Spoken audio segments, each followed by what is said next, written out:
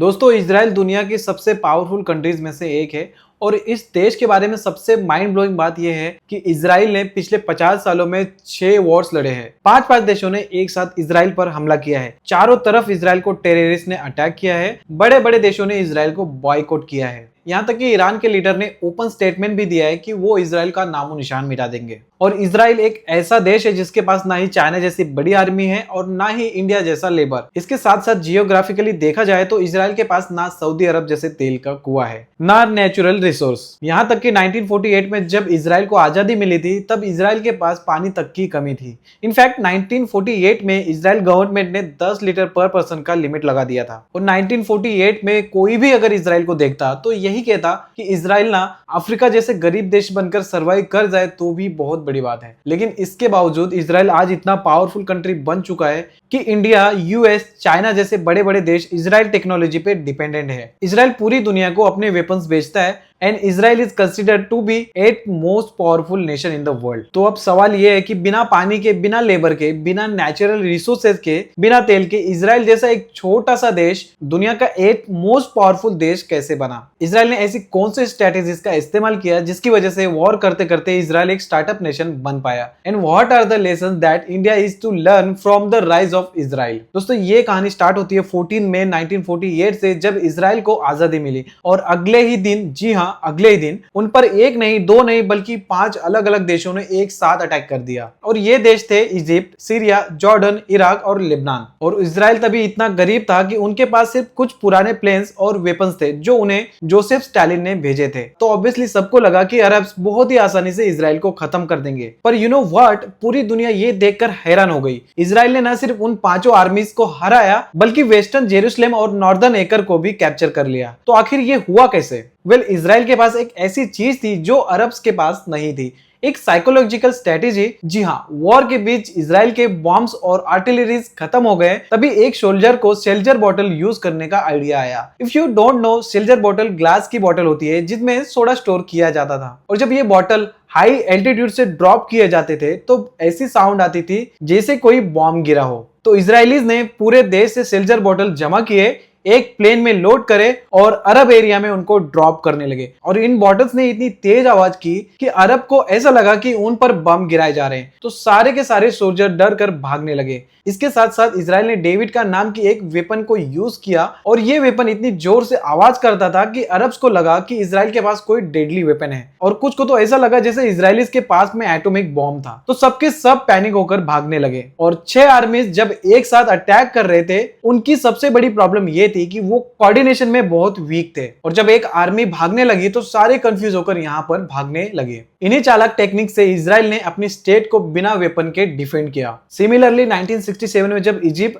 Iraq, Syria और Jordan ने उन पर अटैक किया तो उन्होंने इतनी एक्यूरेट इंटेलिजेंस कलेक्ट की थी कि इजिप्शियन एयरफोर्स टेक ऑफ करने से पहले जो पायलट ब्रेकफास्ट कर रहे थे, इजरायली ने उनकी एयरपोर्ट पर बॉम्ब गिरा दिया जिससे उनकी पूरी आर्मी पैरालाइसिस हो गई। इसके साथ साथ इजराइल ने बनाया दुनिया का सबसे बेहतरीन स्पाई एजेंसी जिसे आज दुनिया मोसाद के नाम से जानती है। दोस्तों, आपको पता है मोसाद का स्पाई था एली कोहेन, जिनको इजराइल ने एक अमीर बिजनेसमैन बनाकर मिशन के लिए सीरिया भेजा। उन्होंने वहां बड़ी बड़ी पार्टीज थ्रू करी और धीरे धीरे सीनियर लीडरशिप से ऐसी दोस्ती बना ली कि सीरियन गवर्नमेंट उन्हें डिप्टी डिफेंस मिनिस्टर की पोजीशन देने वाला था। तो आप समझ रहे हो कितनी ज्यादा क्रेजी बात है। और पता है एली ने क्या किया? एली ने ना सिर्फ इंटेल गैदर किया, सीरियंस की हेल्प करने के बहाने एली गए सीरियन बॉर्डर और वहां पर जाकर उन्होंने ये पता किया कि सोल्जर कहां छुपते थे। फिर एक दिन डोनेशन के बहाने एली ने सीरियन मिलिट्री को बोला कि भाई, हमारे सोल्जर्स यहाँ धूप में इतना स्ट्रगल क्यों कर रहे हैं? इजरायलीज को अगर आपको मारना है ना तो आपको रेस्ट की जरूरत है। तो मैं काम करता हूँ, यहाँ ना मैं यूकेलिप्टस के पेड़ लगवा देता हूँ। इससे हमारे सोल्जर्स पर नजर भी रख पाएंगे और आराम भी कर पाएंगे। और इन्हीं ट्रीज को मार्कर जैसे यूज करके इजरायलीज ने ये पता किया कि सीरियन सोल्जर्स कहाँ छुपते हैं। तो कुछ महीनों बाद इजरायलीज को जहां जहां यूकेलिप्टस के ट्रीज दिखते हैं वहां पर उन्होंने अटैक करवाकर सीरियन आउटपोस्ट को खत्म कर दिया। ये थी मोसाद की पावर। उनके ऐसे ऐसे स्पाइस थे जो दुश्मन के देश में ऐसे घुल मिल जाते थे कि दुश्मन उन्हें खुद सारी बात बता देता था। इसी से इजराइल सारे अटैक्स का सामना कर पाया। थ्रेट के ओरिजिनेट होने से पहले ही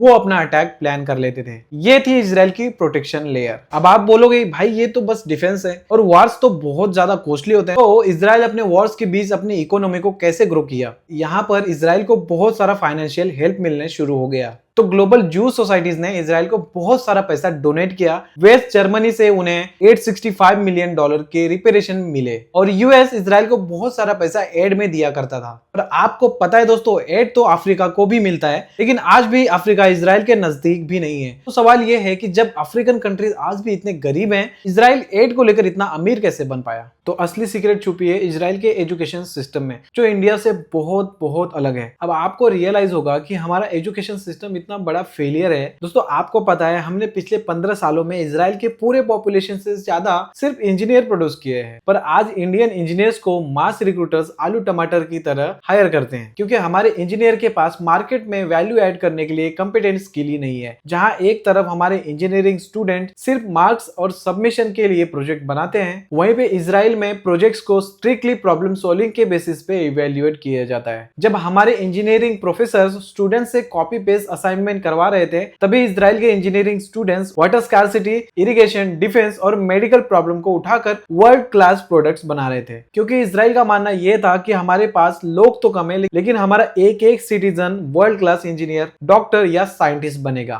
जिससे इजराइल एक टेक सुपर पावर बन पाएगा। इसलिए इजराइल एजुकेशन को आज भी टॉप प्रायोरिटी देता है, जिससे इजराइल से बड़े बड़े एडवेंचर निकल के आते हैं। और उसका रिजल्ट पता है क्या था? 1960s में वाटर शॉर्टेज सॉल्व करने के लिए शिमचा ब्लास नाम के इंजीनियर ने इन्वेंट किया ड्रिप इरिगेशन, और आज उनकी कंपनी नेता फर्म एक ग्लोबल पावर हाउस है जो दुनिया को ड्रिप इरिगेशन सिखाकर $7.5 बिलियन यानी 62,000 करोड़ रुपए कमाती है। और इस तकनीक से इजराइल 60% लेस वाटर यूसेज के साथ भी हाई क्वालिटी क्रॉप्स उगा पाता है। उसी तरह एक इजरायली साइंटिस्ट ने क्रॉनिक स्टोमक पेन सॉल्व करने के लिए पिल कैप बनाया, जो आज पूरी दुनिया के मेडिकल डायग्नोस्टिक्स में यूज की जाती है। दुश्मनों के रॉकेट से बचने के लिए इजराइल ने यूएस के साथ मिलकर बनाया आयरन डोम, जो आज सबसे एडवांस एयर डिफेंस सिस्टम में से एक है। इनफैक्ट आज की मॉडर्न कार्स में जो सेल्फ ड्राइविंग का दिमाग है ना, वो इजराइल के मोबिल आई ने बनाया है, जिसे इंटेल ने सीधा 1.4 लाख करोड़ यानी $15.3 बिलियन में एक्वायर किया। और उन्हीं इंजीनियर साइंटिस्ट की मदद से इजराइल ने अपने वाटर स्कार्सिटी, डिफेंस और हेल्थ केयर चैलेंज को सॉल्व किया। और इसके बाद इजराइल गवर्नमेंट ने 1990s में एक ऐसा कदम उठाया जिससे पूरी दुनिया शॉक हो गई, और इसकी शुरुआत हुई सोवियत यूनियन के कोलैप्स से।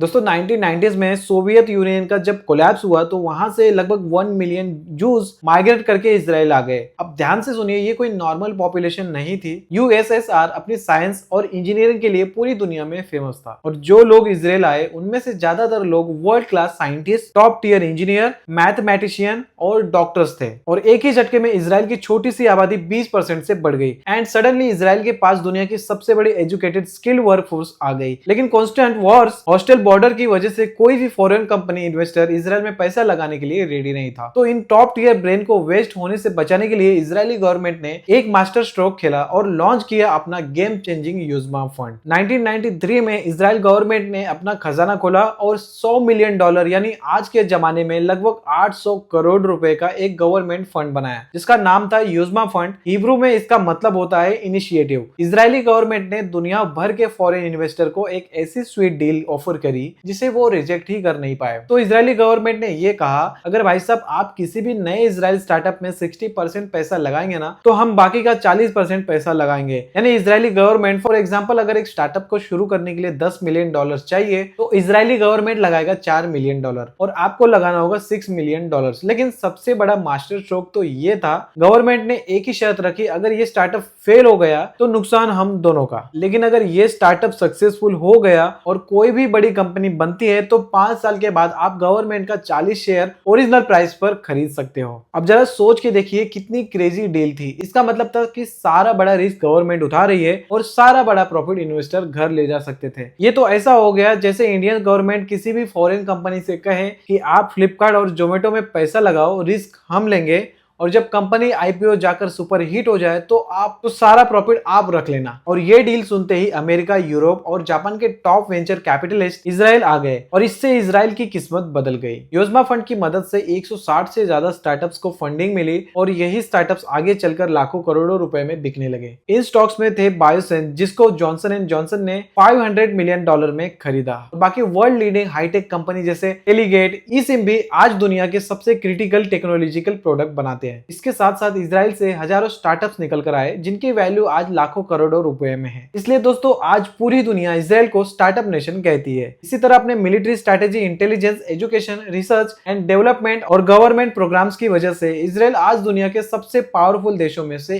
एक है। यह है दोस्तों इजराइल की कहानी और इस कहानी से हम 3 चीजें सीख सकते हैं। Lesson number 1, in geopolitics there are no friends और no enemies, you first have to stand for yourself and become powerful because geopolitics will only respect power. इस कहानी में हमने ये देखा कि इजराइल जब एक वीक देश था तभी किसी ने सपोर्ट भी नहीं किया, लेकिन जैसे जैसे इजराइल पावरफुल बनता गया आज पूरी दुनिया इजराइल की सुनती है, इजराइल को प्रोटेक्ट करती है क्योंकि इजराइल के पास है पावर। तो इसलिए as a nation India has to first aim and becoming powerful instead of just making friends and enemies. Lesson number 2, human capital is the most precious form of capital and a nation that understand how to invest in human capital is the nation goes on to become a great nation. यहाँ दोस्तों हमारे पास 140 करोड़ की आबादी तो है लेकिन हम education में इन्वेस्ट करते ही नहीं। तो अगर हम हमारे ह्यूमन कैपिटल में इन्वेस्ट नहीं करेंगे तो हम यंग नेशन तो रहेंगे लेकिन हमारे पास कोई काबिलियत नहीं बचेगी। लास्ट मोस्ट इंपोर्टेंटली हमें यह समझना होगा कि दोस्तों दुनिया ना लेवरेज पर चलती है। इजराइल ने अपना लेवरेज बनाया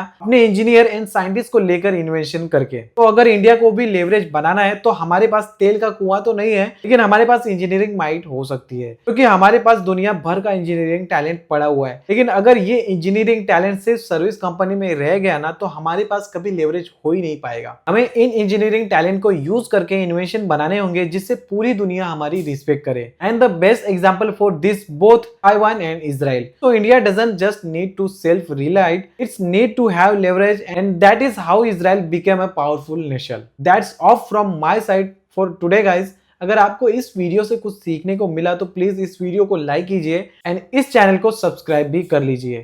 thank you so much for watching. I'll see you in next one. Bye bye.